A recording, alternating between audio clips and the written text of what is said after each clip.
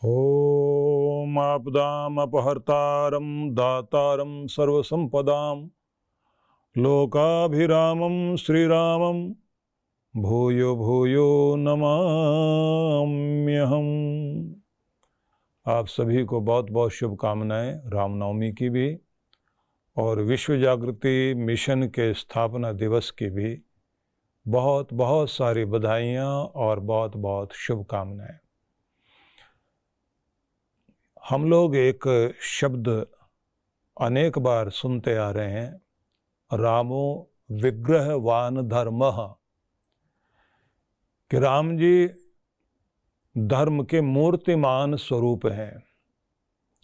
यहाँ शब्द है विग्रह, जो मूर्ति के लिए आता है, लेकिन उस मूर्ति के लिए आता है जिसमें प्राण प्रतिष्ठा हो चुकी।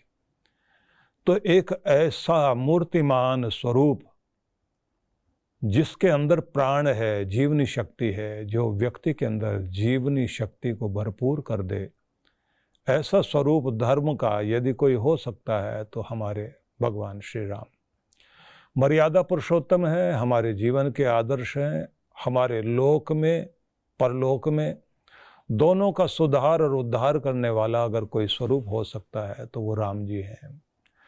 राम वह स्वरूप है जो हमारा आदर्श होने के साथ हमारे जीवन के साथ में इस प्रकार से घुल मिल गया है कि जीवन का कोई भी क्षेत्र क्यों ना हो, हर स्थान पर हमें राम जी का स्वरूप ही दृष्टिगोचर होता है। एक अच्छा भाई क्या हो सकता है, एक अच्छा पिता कैसा हो सकता है, एक अच्छा पति कैसा हो सकता है, एक अच्छा राजा कैसे हो सकता है, एक ऐसा अच्छा व्यक्ति जो हमारा मार्गदर्शक हो सकता है वो कैसा हो।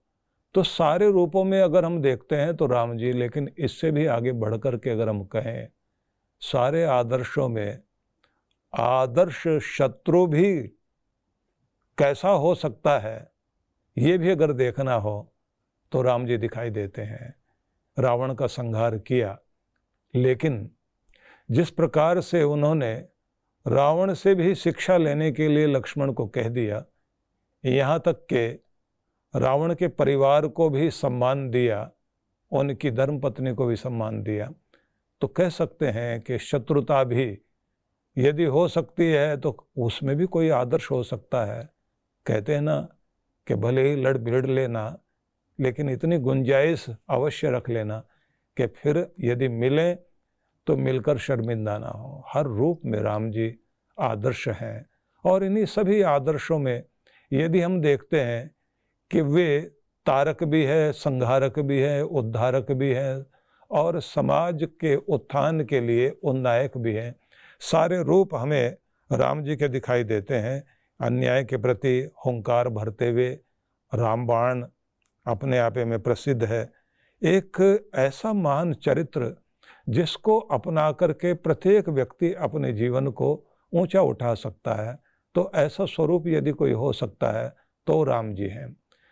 भगवान श्री कृष्ण का एक वाक्य गीता में जो कहा गया है वह विचारणीय है। उन्होंने कहा, स यत प्रमाणम कुरुते लोकस्तद अनुवर्तते। जो समाज में श्रेष्ठ पुरुष होते हैं, आदर्श पुरुष होते हैं, वो जैसा जैसा समाज के लिए व्यवहार करते हैं, आदर्श उपस्थित करते हैं, समाज उनकी नकल करता है, उनका अनुकरण करता है। भगवान राम ने जो आदर्श उपस्थित किया, युगों से लेकर आज तक, जिस कलयुग में हम जी रहे हैं, त्रेता से लेकर अब तक, वे हमारे अनुकरणीय हैं। अनुकरणीय इस रूप में भी हैं, सर्वसमर्थ सक्षम होने के बाद भी राम काज के लिए, धर्म काज के लिए, धर्म की स्थापना के लिए, अन्याय और अत्याचार का उन्मूलन करने के लिए उन्होंने सब रूपों में समर्थ हैं, फिर भी जन चेतना को जागृत किया। वानर, भील, नल, नील सभी को साथ साथ जोड़ लिया, और जोड़ने के साथ सबको उस महान कार्य के लिए प्रस्तुत कर दिया कि सभी लोग लग जाएं। तो सबका एक ही भाव मैं कहना चाहता हूँ कि धर्म का कार्य हो, तो आवश्यकता सबकी पड़ेगी, सबका प्रयास, सबका परिश्रम, सबका सहयोग आवश्यकता पड़ती है। ये सब मैं राम जी के विषय में इसलिए कह रहा हूँ कि राम जी को आदर्श मानकर हम लोगों ने रामनवमी के अवसर पर विश्व जागृति मिशन की स्थापना की। भावना एक ही रखी गई, जैसे राम जी सबके हैं, वो केवट के भी हैं, भीलनी के भी हैं, वनवासी भी हैं, वे राजा भी हैं, सामान्य जनों के बीच भी रहते हैं और तपस्वी भी हैं। सब रूप अपनाने के बाद भी, सारी शक्ति रखने के बाद भी मर्यादा में चलते हैं और मर्यादा को प्रस्तुत करते हैं। तो एक संगठन कैसा हो सकता है, वो संगठन किस तरह कार्य करे, उसका आदर्श क्या होना चाहिए, इस बात को जब ध्यान में रखने की बात आई तो हमने राम जी को अपने लिए आदर्श माना और उन्हीं के आदर्शों को ध्यान में रख करके विश्व जागृति मिशन की स्थापना की, वह भी रामनवमी के दिन। इसी भाव में हमें यह भी सम्मुख आया कि इस समय किस चीज़ की आवश्यकता है। जन चेतना को जागृत करने के लिए, धर्म की स्थापना करने के लिए, सांस्कृतिक मूल्यों का उत्थान करने के लिए, उनकी रक्षा करने के लिए हमको आगे बढ़ना चाहिए। तो यज्ञ भी चाहिए, योग भी चाहिए, सत्संग भी चाहिए, स्वाध्याय भी चाहिए, सेवा भी चाहिए, सद्भाव भी चाहिए, सहयोग भी चाहिए, साधनों का प्रयोग भी उचित ढंग से प्रयोग किया जाना चाहिए। सारी चीज़ों को ध्यान में रख करके विश्व जागृति मिशन को लेकर के हम लोग चले और उसका परिणाम ये हुआ, जन जन के अंदर इन हमारे विचारों को और इन आदर्शों को जो लोगों ने अपनाया, जो मान दिया, एक बड़ा संगठन खड़ा हुआ। वह संगठन जिस तरह से देश में, विदेश में, भारत के कोने कोने में, उत्तर से लेकर दक्षिण तक, पूरब से लेकर पश्चिम तक कार्य करता आ रहा है। आपने देखा है कि जहाँ सत्संगों की एक बड़ी लहर चलाई गई, वो लहर भी जन चेतना को जागृत करने के लिए थी। हमारे जितने भी पवित्र ग्रंथ हैं, उस पवित्र वाङ्मय को जन जन तक पहुंचाने के लिए, उनके आदर्श को एक सरल सहज शैली में लोगों तक पहुंचाने के लिए कार्य हुए। सत्संग स्वाध्याय के केंद्र चले। इसी के साथ में ये भी कार्य हुआ कि लोग श्रद्धा भाव से अपने मंदिरों में भगवान का अर्चन वंदन कर सके, लेकिन आदर्श मंदिरों का रूप क्या होना चाहिए, उनका उपयोग कैसा होना चाहिए, ये सारी चीज़ों को लेकर के भारत के स्थानों में, अलग अलग स्थानों में 24 मंदिरों की स्थापना की और भारत के लगभग सभी प्रदेशों के महानगरों में हमारी चेष्टा थी कि हम केंद्र से परिधि की ओर यात्रा करें। तो सभी प्रदेशों के जो राजधानियां थी, उन राजधानी में हम लोगों ने विश्व जागृति मिशन का मंडल स्थापित किया। जैसे आप लोग देखते हैं कि उत्तर प्रदेश लखनऊ है, जैसे उत्तराखंड देहरादून है, और इसी तरह से पंजाब और हरियाणा का जो मध्य भाग, उनकी जो राजधानी है वो चंडीगढ़।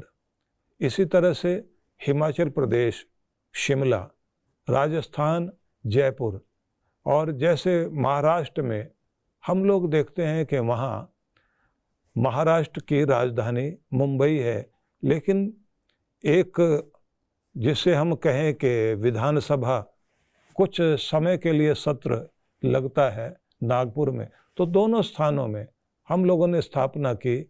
हमारे शाखा, हमारा मंडल वहाँ स्थापित हुआ। आंध्रा में हम लोगों ने हैदराबाद में स्थापित किया। कर्नाटका में हम लोगों ने बेंगलोर में स्थापना की।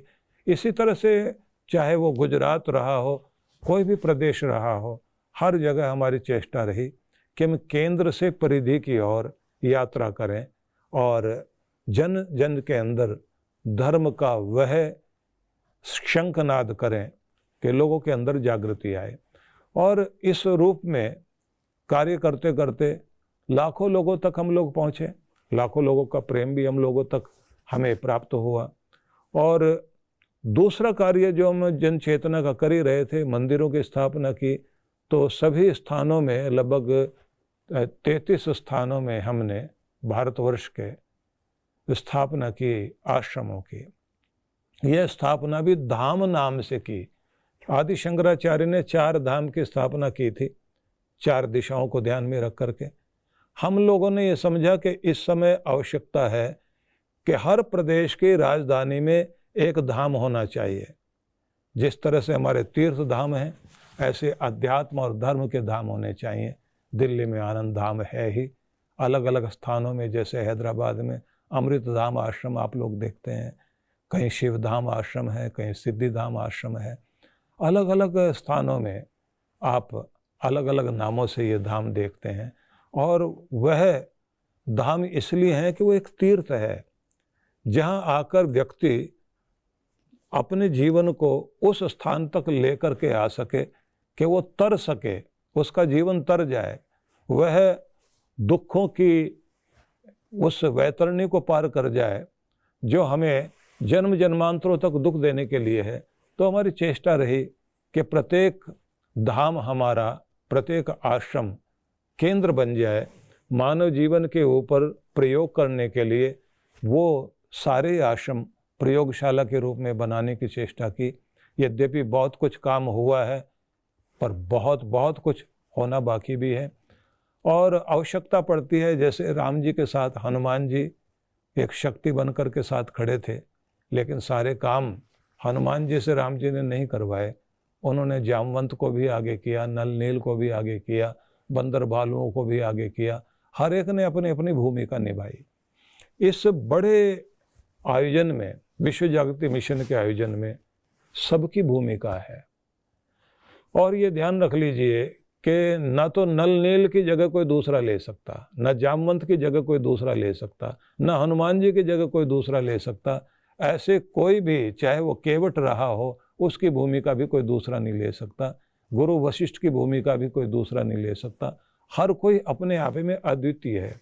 ऐसे ही विश्व जागृति मिशन में काम करने वाले, सेवा करने वाले, गुरु के जितने भी लाडले, गुरु के जितने भी प्यारे, जिनके अंदर भी भगवान ने वो प्रेरणा दी कि धर्म की पताका हाथ में लेकर काम करने की आवश्यकता है, उनमें महिलाएं भी थी, बच्चियां भी थी, युवक भी थे, हमारे वृद्ध लोग से लेकर के सभी नर नारी, सभी का सहयोग, सभी का साथ लगता चला गया। और जिसका परिणाम ये हुआ कि जो संगठन दूसरे सैकड़ों वर्षों में कार्य नहीं कर पाए, आपने ये 33 वर्षों में जो कार्य किया है वो अपने आप में एक बहुत बड़ी शक्ति बना, जिसको मैं देखता हूँ कि भारत के बड़े बड़े प्रसिद्ध संत, महान पुरुष लोग जब भी मिलते हैं और वो कहते हैं कि पूरे भारतवर्ष में हम लोग जहाँ जहाँ भी जाते हैं, आप लोगों के कार्य देखते हैं, आपकी सेवाएं देखते हैं, आपका संगठन देखते हैं, तो हम लोग बहुत प्रभावित हैं कि बहुत छोटे से समय में एक बहुत बड़ा सशक्त संगठन आपका खड़ा हुआ है।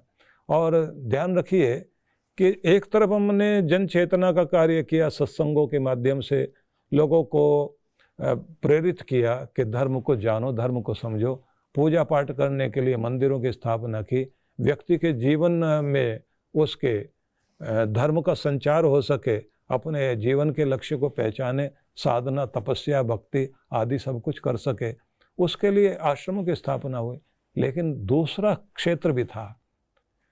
प्राचीन भारत के ऋषियों की परंपराओं को भारत में फिर से स्थापित करने के लिए गुरुकुलीय परंपरा को फिर से हम लोगों ने खड़ा करने का प्रयास किया।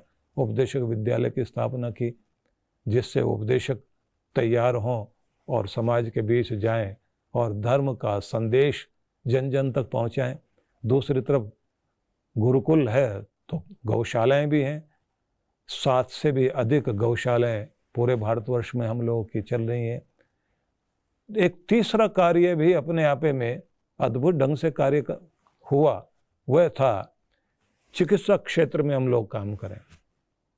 चिकित्सा क्षेत्र में हम लोगों ने करुणा सिंधु हॉस्पिटल से लेकर के आरोग्य धाम हॉस्पिटल जो फरीदाबाद में स्थापित हुआ, जहां लाखों लोगों ने अभी तक अपना उपचार का लाभ लिया, स्वास्थ्य लाभ लिया, तो चिकित्सा क्षेत्र में भी काम हुआ।